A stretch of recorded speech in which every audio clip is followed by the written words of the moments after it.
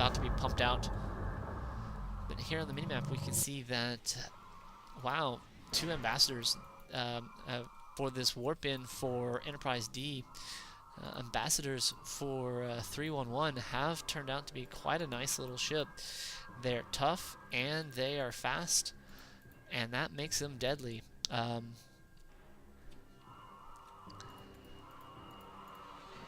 As opposed to these Excelsior classes, which are now long range, slow, and they're also fairly deadly if used right. But if you can get you can get ships like these to just come on and get right underneath these Excelsiors. The Excelsiors go down really quickly because they just don't have the staying power of, say, the Ambassadors. So Ambassadors actually make good defenders as well as a little bit of raiders because of their speed and their durability. You can see the Klingons looking like they're going to bypass this expansion, but at this moment you can see that Enterprise D has gone and sort of fortified all of his mining with a little bit of defensive positioning with all his ships. He's building up his defensive platforms, and these phaser platforms are very, very nice. Oh, and probably has, yep, and so Enterprise D getting attacked at his expansion. Arash doing a good job of calling that he has a superior fleet here. He's going to take out a good chunk of the Federation fleet. This is going to work very well in his favor. He may lose this cavort here, but that's going to be fine because the rest of his ships are going to be able to at least level up. And he may actually not lose this. I'm going to actually not dock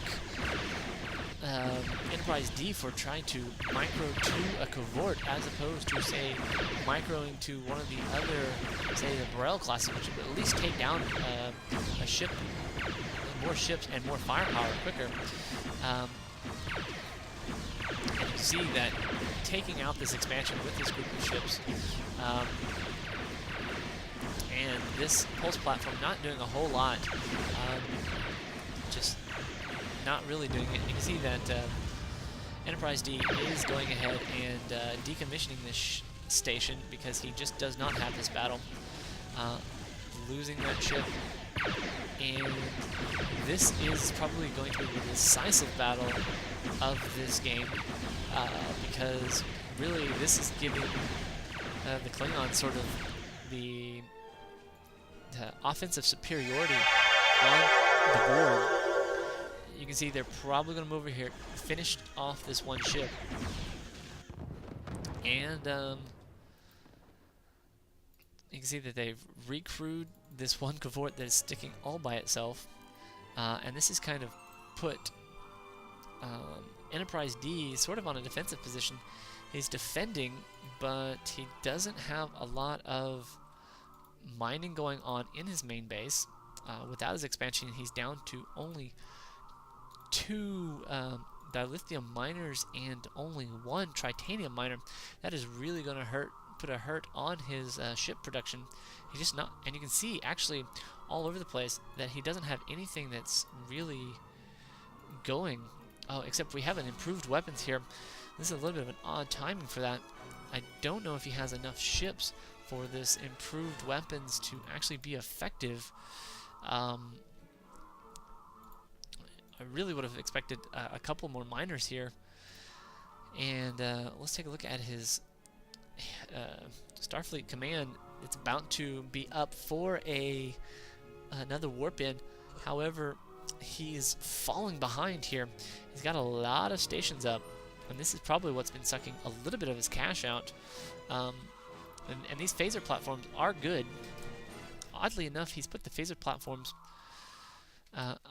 I kind of understand what he's doing here. I mean, he wants to cover both sides, but at the same time, it would probably have served him better if he moved the phaser platforms a little bit closer to the structure, to the mining facility, because that's going to be the more juicier and tender target because of these mining freighters. As is, this is really providing cover for this area here. This one's providing cover for here. So the positioning a little bit in question. I've actually seen players who would take two phaser platforms, and if the moons were closer together, actually place it such that each phaser was able to cover both moons. It's quite nice. Now, on the minimap, you can see that the Klingons are moving a little bit slowly across the map with a number of just a huge fleet. So here's 4, 8, 12, 16, 17 ships, and at this point there's really nothing that Enterprise D has that can deal with that. So at the moment he's got a number of phaser platforms. The 17 ships versus, well, here's a warp in with another ambassador. The question is, how many of these warp ins is that spots does he have? 1, 2, 3, 4, 5. So he's going to have these spots open. He does get a steam runner, which can provide some decent firepower, but it's also a bit of a liability because it goes down so fast. It has long artillery range. Nonetheless, this guy's very slow, and it's only forward firing, so it can kind of sit back here by the starbase, underneath the cover of the starbase. But oddly enough, this mix of fleets by Enterprise D is, I don't know if it's going to serve him well. We'll see what he makes of it. He is going to end up having to rely very heavily on his defensive platforms for some of his offense and the star yards. So he is not completely dead.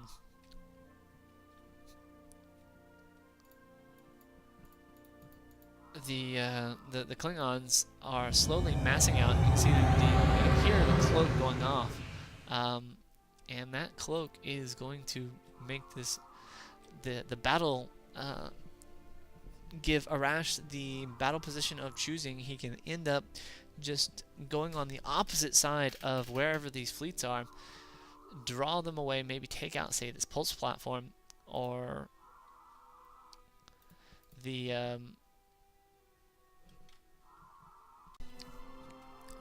monsoons here are actually kind of all on their own. They're not going to be able to stand up. They'll die really quickly. It's just really a matter of whether these Klingons want to engage. You can see that the Susas, now with multiple torpedoes, because they are leveled up, are going to provide a lot of extra firepower. The question here is just, when is this going to end up going? We really have the base killing fleet here. They don't even have to take out the starbase. They just need to take out these structures and set Enterprise D back into basically the beginning of the game, and that'll be GG here. Really, at the moment, I don't know what we're waiting on. Any moment, there we go. There's the decloak, and here comes the nasty. So one of these Susas getting within range of the starbase.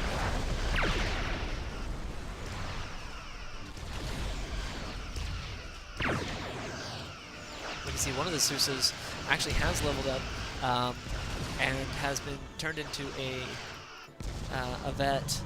If I can just get it, there it is. Oddly enough, I don't know what the Klingons are running from. Oh, they're just drawing out the ships, getting away from the starbase. That's actually really smart. I would expect that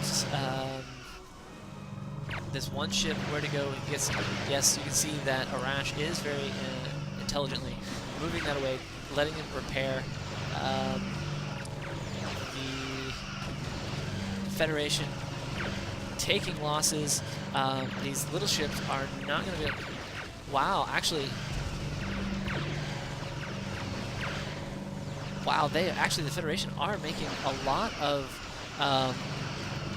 good